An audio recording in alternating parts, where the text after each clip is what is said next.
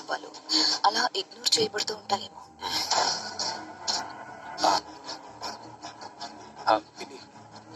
ఏంటి రాజ్? క్యాటరింగ్. సరే రాజ్, మీరు పూజ అవగానే అక్కడికి వచ్చేసేయండి, నేను ఇప్పుడే వస్తాను.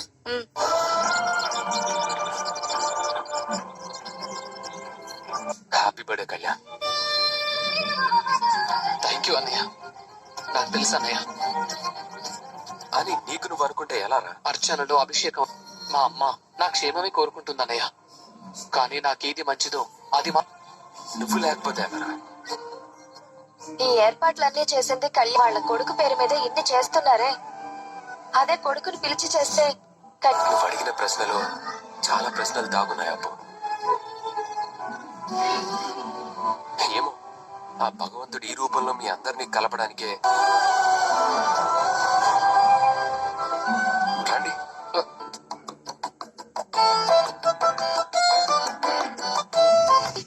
మీకు దగ్గొస్తోంది అత్తయ్య. వద్దు, మీరు చేసింది చాలా ఊరుకోను. మీరు వెళ్ళి కూర్చోండి, ఇది పూర్తి చేసి నేను తీసుకొస్తాను.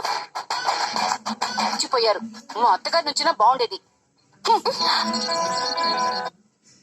తల్లిలాగా ఉండటం అంటే ఒక పూర్తి. ఇంకా నీ ఆస్తి కోసమో నీ ఐశ్వర్యం కోసమో వస్తామని నా భార్యకు నేను 3 పూట్ల తిండి పెట్టగలను.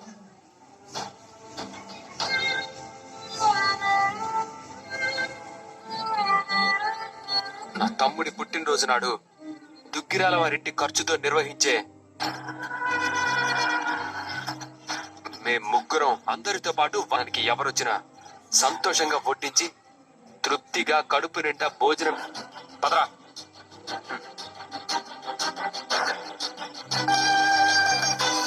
నిలబడి చూడకపోతే వాటర్